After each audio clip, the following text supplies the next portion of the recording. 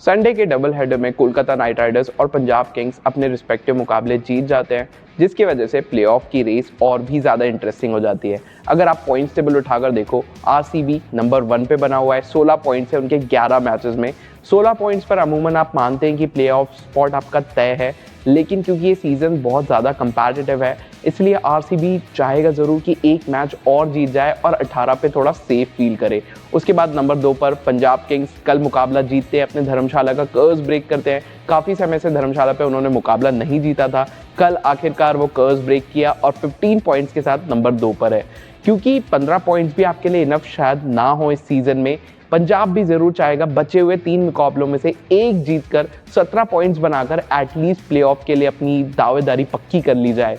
इसके अलावा अगर आप थर्ड स्पॉट की बात करें, मुंबई इंडियंस स्टार्ट अच्छा नहीं था, लेकिन हम जानते हैं इनफैक्ट जो ईयर्स में उन्होंने टाइटल्स जीते उन सालों की भी अगर आप बात कर लें तो उनका स्टार्ट ऐसे ही रहता है। स्लो स्टार्ट करते हैं सीज़न की, लेकिन जैसे ही बिजनेस एंड आने लगता है सही समय पे पीक करने लगते हैं। मुंबई की अगर आप बात करें तो 11 मैचेस में 14 पॉइंट्स हो चुके हैं, यानी कि उनके पास भी 3 गेम्स है और 3 गेम्स में अगर एक जीत जाते हैं तो शायद इनके लिए इनफ हो, क्योंकि उनका नेट रन रेट सभी टीमों से बेहतर है, +1 से भी ज़्यादा उनका नेट रन रेट है। इस लिहाज से शायद एक जीत मुंबई के लिए काफ़ी हो सकती है। वहीं अगर आप चौथी टीम गुजरात टाइटंस की बात करो, इनके भी 14 पॉइंट्स है और इन्होंने एक गेम कम भी खेला है। 10 मैचेस में 14 पॉइंट्स आपके ऑलरेडी हो चुके हैं और अगर आप एक मैच या अगर सेफर साइड कह लीजिए 2 मैच और जीत लेते हैं बचे हुए 4 मैचेस में से, तो आपके लिए इनफ हो सकता है। और अगर आप दिल्ली कैपिटल्स की बात करो, 10 मैचेस में 12 पॉइंट्स हैं इनके, यानी कि इनके 4 मैचेस बचे हुए हैं, लेकिन इन 4 मैचेस में से इनको कम से कम 2 मैचेस जीतने होंगे अगर आपको प्लेऑफ की रेस में बरकरार रहना है, क्योंकि 16 पर भी हो सकता है कि आप नेट रन रेट के आधार पर प्लेऑफ में क्वालिफाई ना कर पाओ। इस लिहाज से एटलीस्ट 2 जीत दिल्ली कैपिटल्स को ज़रूर चाहिए यहाँ से। इसके बाद अगर आप नेक्स्ट टीम की बात करें, Kolkata night Riders, defending champions Kolkata night Riders, 11 matches में 11 पॉइंट्स है, 1 रन से कल मुकाबला जीता राजस्थान रॉयल्स के खिलाफ और अपनी प्लेऑफ की ये जो दावेदारी है बरकरार रखी।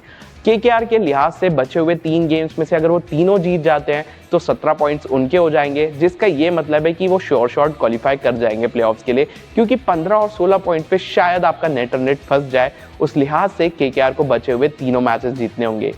लखनऊ सुपर जायंट्स की अगर आप बात कर लो, फिलहाल नंबर 7 पर है, लेकिन ऋषभ पंत की बल्लेबाजी चल नहीं रही है, उनकी कप्तानी भी नहीं चल रही है। अच्छा स्टार्ट किया था लखनऊ सुपर जायंट्स ने इस टूर्नामेंट का, लेकिन पिछले कुछ मुकाबले लगातार हार गए हैं, जिसकी वजह से अगर उनको प्लेऑफ्स की रेस में बरकरार रहना है, बचे हुए तीनों मैचेस उनको भी जीतने होंगे, जिसका मतलब अगर वो बचे हुए तीनों मैचेस जीतते हैं तो 16 पॉइंट्स उनके हो जाएंगे आफ्टर देयर 14 गेम्स।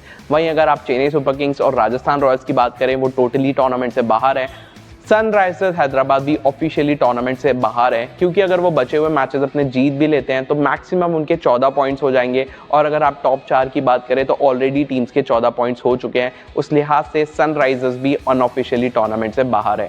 लेकिन इन 7 टीमों में से अगर आप 2 टीमें ऐसी उठाओ जिनके सारे बेसिस कवर्ड लग रहे हैं, तो वो शायद होगी रॉयल चैलेंजर्स बेंगलुरु और मुंबई इंडियंस। मुंबई इंडियंस की अगर आप बात कर लो, ऊपर openers Rohit Sharma, Ryan Rickelton लगातार रन्स कर रहे हैं, सूर्य कुमार यादव, हार्दिक पांड्या मिडिल ऑर्डर में। इनफैक्ट विल जैक्स टेस्ट नहीं हुए ज़्यादा, नमनधीर को जो चांसेस मिले उन्होंने वहाँ रन्स किए। फास्ट बॉलिंग की तो क्या बात कर ले, बोल्ट, बुमराह और दीपक चहर। एक स्पिन डिपार्टमेंट थोड़ी कमजोरी लग रहा था उनकी, लेकिन क्योंकि उनके पास करण शर्मा स्क्वाड में है, साथ ही साथ मिचेल सैटनर है जो कि रन्स कंटेन करके रखते हैं। विकेट टेकर शायद नहीं है, लेकिन वो डिफेंसिव ओवर्स बहुत अच्छे डालते हैं, तो उनके भी सारे बेसिस कवर्ड लग रहे हैं। और अगर आप पैटर्न उठाकर देखो, मुंबई इंडियंस ने जब टाइटल जीता है तो शायद यही पैटर्न रहा है उनका। थोड़ी सी एक वीक लिंक नजर आती है, लेकिन टूर्नामेंट आते आते सही समय पे पीक करने लगते हैं। वहीं अगर आप रॉयल चैलेंजर्स बेंगलुरु की बात करें, उनकी टीम भी काफ़ी ज़्यादा बैलेंस लग रही है। अगर आप हाल फिलहाल में चेन्नई के खिलाफ उनका जो मुकाबला हुआ था वो उठाकर देखोगे तो आपको लगेगा यार अगर पुरानी आरसीबी होती ना तो ये मैच पक्का हार जाती। लेकिन इस सीज़न क्योंकि आरसीबी डिफरेंट लगी है, उनके ओपनर विराट कोहली लगातार रन बना रहे हैं, हमेशा से कंसिस्टेंट रहे हैं इस फ्रेंचाइज के लिए। 21 ईयर ओल्ड इंग्लैंड के जो खिलाड़ी है जेकब बीथल उनकी टीम में आए हैं, वो भी सॉलिड लगे हैं। रजत पाटीदार पाडिकल इतने ज़्यादा रन्स उन्होंने नहीं किए, इन एंड आउट रहे हैं, लेकिन जब क्रंच सिचुएशंस पे बात आती है इन्होंने भी रन्स किए हैं। जीतेश शर्मा, टिम डेविड आपके फिनिशर हो गए। इसके बाद कृणाल पांड्या के भी रन आ गए, एक मैच विनिंग नॉक उन्होंने भी खेल दी। बॉलिंग आपकी कमाल कर रही है, Bhuvneshwar Kumar, Josh Hazlewood, even Lungi Ngidi खेले लास्ट मैच, उन्होंने भी कमाल कर दिया। इसके अलावा यश दयाल जिनका टोटली रिसर्जेंस हुआ है, वो भी अच्छा करते हुए नजर आ रहे हैं आरसीबी के लिए। तो इस लिहाज से आरसीबी और मुंबई इंडियंस अगर टॉप 2 टीमें बन जाती है तो चौंकिएगा मत। और मुझे तो लग रहा है ये ना अर्ली प्रेडिक्शन है, लेकिन शायद आरसीबी और मुंबई इंडियंस का फाइनल हमें इस बार देखने मिल सकता है।